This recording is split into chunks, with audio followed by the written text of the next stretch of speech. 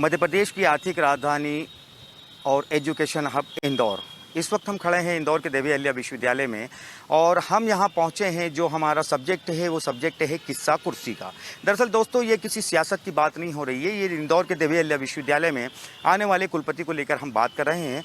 और इस वक्त हम मौजूद हैं इंदौर के देवी अहिल्या विश्वविद्यालय में और इस पूरे मामले में जिन लोगों का, जिसमें हम कहें कि छात्र नेता होते हैं या फिर विद्यार्थी होते हैं, जिनका अहम रोल होता है, अब सीधी बात उन्हीं के साथ अब हम करने जा रहे हैं। और अब हम ये पूछेंगे, हमारे साथ में इस वक्त में भारतीय राठी छात्र संगठन से विकास नंदवाना मौजूद है। विकास जी, विश्वविद्यालय में नया कुलपति मिलने को है, क्या कहना है आपका? किस तरह का कुलपति होना चाहिए और अगर होना चाहिए तो क्या वो इंदौर से होना चाहिए या इंदौर के बाहर के होना चाहिए? हमारी पहली प्राथमिकता ये है कि हम चाहते हैं कि इंदौर का कुलपति हो, महिला हो पुरुष हो, इससे कोई भेदभाव नहीं है, कोई भी हो, लेकिन वो इंदौर का हो जो विश्वविद्यालय को समझे। लगातार विश्वविद्यालय में इतनी समस्याएं हैं, जो लोकल होगा उसे उस समस्याओं को समझने में बहुत आसानी होगी, यहाँ के लोगों को समझने में आसानी होगी और उसमें डिसीज़न लेना बहुत ही इजी होगा उसके लिए। विकास जी, मेरा एक सवाल और ये भी है कि प्रोफेसर रेणु जैन के आने के पहले यहाँ जो कुलपति रहे हैं, काफ़ी विवादों में वो रहे हैं, आप लोगों ने भी काफ़ी संघर्ष किया है। किस मामले के चलते उनको यहाँ से हटाया गया था और क्या लगता है कि जो नए कुलपति आए इस तरह के हालात पैदा ना हो? आपका क्या कहना है? देखिए, सबसे बड़ी बात यह कि हम चाहते हैं एक शिक्षाविद हो, एक अच्छा शिक्षाविद प्रोफेसर जो सीनियर हो लोकल इंदौर का, वो बने, क्योंकि उसे समझ हो, विश्वविद्यालय से जुड़ा हो, उसे विश्वविद्यालय की जानकारी हो।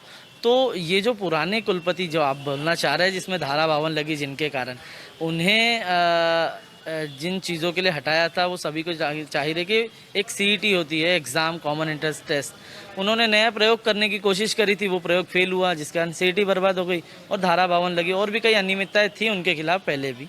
तो हमारा कहना सिर्फ ये है कि इंदौर का सीनियर मोस्ट प्रोफेसर जो भी हो, उसे अगर कुलपति बनाया जाता है जो विश्वविद्यालय से जुड़ा हो, जिसे समस्या का जानकारी हो, जो समझता हो विश्वविद्यालय को, वो अगर विश्वविद्यालय का कुलपति बनेगा तो विश्वविद्यालय को एक अच्छे लेवल पे लेके जाएगा।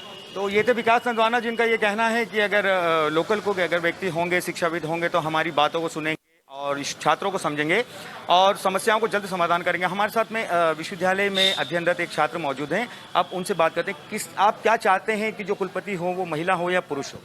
कुलपति कोई भी हो, उसमें कोई भेदभाव नहीं होना चाहिए, ठीक है, चाहे से महिला हो पुरुष हो। और कुलपति जो भी रहे वो लोकल या इंदौर का ही रहना चाहिए, क्योंकि वो यहाँ के बच्चों को समझ सके, यहाँ की लोकल जो परेशानी है बच्चों की वो समझ सके। तो इसलिए हम तो ये कहेंगे कोई भी हो, उसमें कोई भेदभाव नहीं चाहिए। तो सुना आपने, कुल मिलाकर इनका ये कहना है कि भेदभाव ना हो। और इस पूरे मामले पे जिस तरीके से अभी हमने जो बात की है, अब हमारे साथ में और भी यहाँ विवेक सोनी मौजूद हैं जो कि छात्र प्रतिनिधि हैं। अब सीधी बात हम विवेक के साथ करते हैं। विवेक, अब कुलपति की सुबगाहट पे लगभग अब ये माना जाए कि तेज़ हो गई है। आपका क्या कहना है कि कुलपति कौन होना चाहिए, महिला हो या पुरुष हो? अगर वो हो तो क्यों हो? भैया, कुलपति की बात की जाए तो एक कुलपति एक ऐसा पद होता है जो कई सारे महाविद्यालयों को और लगभग पूरे युवाओं को जोड़ के चलता है। और कुलपति ऐसा चाहिए विश्वविद्यालय को कि जो पावर से एक अच्छे सॉलिड तरीके से छात्रों की समस्याएं सुने और उस पर जल्द से जल्द निराकरण करें। तो हमारी मांग तो यही है कि जो भी कुलपति बने, वो चाहे पुरुष हो या महिला हो, कम से कम अपने खुद के डिसीजन खुद ले पाए जी। तो कुल मिलाकर छात्र प्रतिनिधि विवेक का कहना है कि कुलपति वो हो जो अपने डिसीजन खुद ले पाए। चलिए, आपसे भी जानना चाहेंगे कि क्या चाहते हैं आप, एक संपूर्ण कुलपति किस तरीके का हो और किस तरीके से आपको और छात्रों को मदद? आपने जो भी बताया कि महिला होना चाहिए या पुरुष होना चाहिए, महिला और पुरुष मैटर नहीं करता है, एक दबंग कुलपति होना चाहिए कि जो कि फैसला स्पष्ट ले और जल्द ले, यह किसी के रिमोट कंट्रोल से कुलपति ना चले, ऐसा नहीं होना चाहिए। अभी जो वर्तमान में हम कुलपति देख रहे हैं, वो मैं अभी 1.5 साल से उनको देख रहा हूँ कि कोई डिसीजन ही नहीं ले पाई है वो। तो ऐसा कोई कुलपति आना चाहिए कि जो तुरंत में डिसीजन ले और स्टूडेंट के हितों में डिसीजन ले। तो कहीं ना कहीं ये बात भी फिर एक बार खुलकर सामने आई है कि कुलपति खुद से डिसीजन ले, ऐसा कुलपति चाहिए छात्र प्रतिनिधियों को, छात्रों को। कुछ और लोग हमारे साथ मौजूद हैं। क्या लगता है आपको, जल्द ही कुलपति के नाम पर मोहर लगने वाली है? किस अंदाज का, किस तेवर का या किस क्लेवर का ये कहें कि एक कुलपति आप चाहते हैं? देखिए, हम चाहते हैं कि जो भी कुलपति आए वो उसका निर्णय लेने की क्षमता सही हो, सटीक हो, तरीके से हो, ताकि क्या है कि जो भी हमारे जो स्टूडेंट हैं डीएवी में हज़ारों से स्टूडेंट हैं वो परेशान ना हो, उनका समय पे काम हो, उनकी डिग्री समय पे मिले। एक्चुअली क्या है कि जो भी डिग्री के लिए अप्लाई करते हैं तो उन्हें महीनों हो जाते हैं, उनकी डिग्री नहीं आती, बच्चे परेशान होते हैं। तो हमारा तो यही रहेगा कि कुलपति जो भी आए बस अच्छा आए। चलिए, जवाब इनका भी बेहतर है कि कुलपति जो भी आए वो अच्छा है। आपसे जानना चाहेंगे कि अभी आपसे पहले जिनसे हमने बात की उनका कहना है कि जो काम होते हैं वो डिले होते हैं। क्या कोई ऐसे मुख्य काम है जो आपकी नज़र में कि विश्वविद्यालय में जो डिले होते हैं जिससे विद्यार्थी परेशान? देखिए, मुख्य कारण तो एग्जामिनेशन का है और रिजल्ट्स का है। एग्जाम्स हो जाती है जल्दी लेकिन रिजल्ट्स नहीं आ पाते हैं। कई बार ऐसा हुआ है कि रिजल्ट्स नहीं आए हैं और दूसरी एग्जामें ले ली गई हैं। तो मुख्य कारण तो यही है कि लगता है आपको कि ये समस्या समाधान इसका होना चाहिए? समाधान होना चाहिए इसका।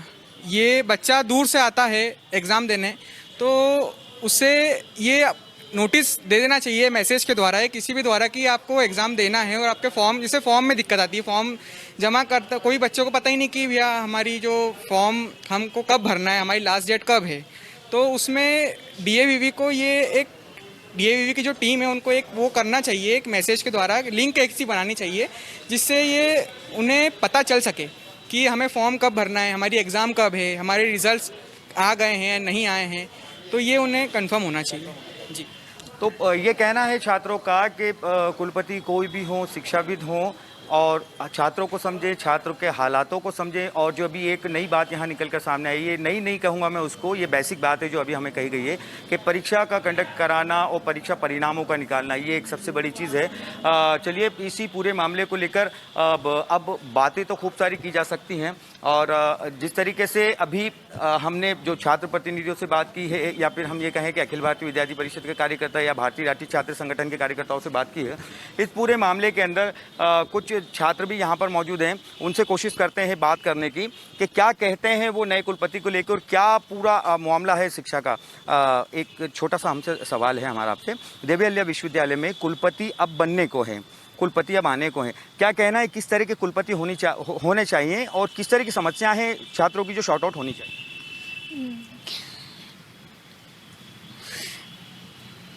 सर मेरे को नहीं बोल।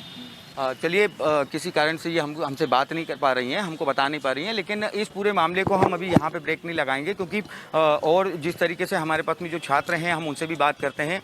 क्या कहना है आपका?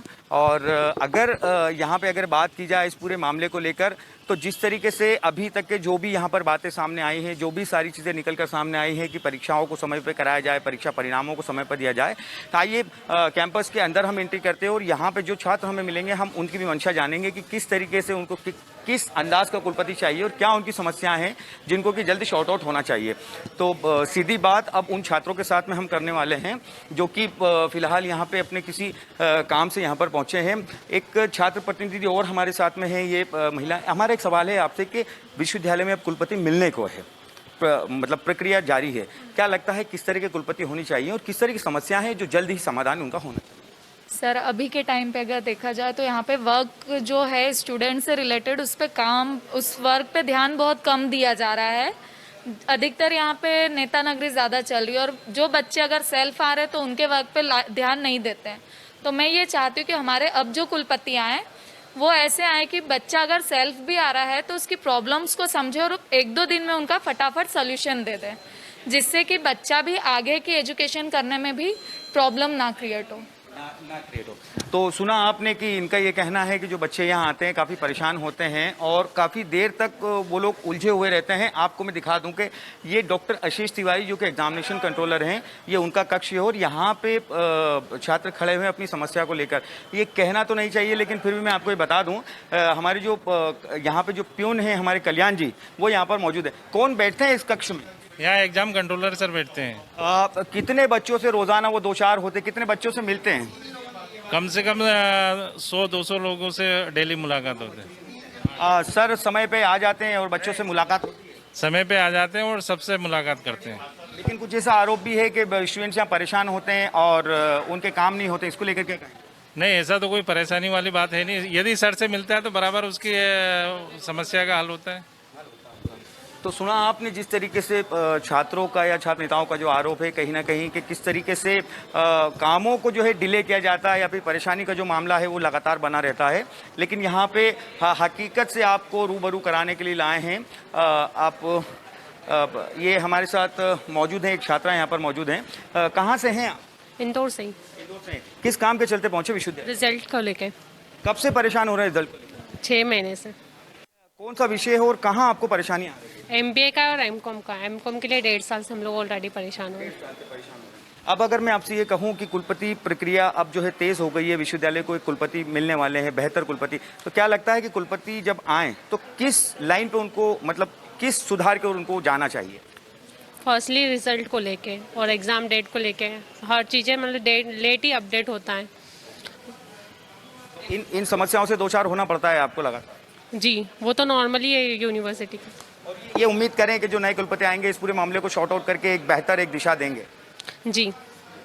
तो सुना आपने कि जिस तरीके से ये छात्रा का कहना है कि जो भी कुलपति आए वो सिर्फ और सिर्फ परीक्षा को लेकर या परीक्षा परिणामों को लेकर अपने काम में तेज़ी लाएं और जो परेशान छात्र हैं उनको कहीं ना कहीं राहत मिले। खबर मध्य प्रदेश टीम के साथ शकील सिकंदर, इंदौर।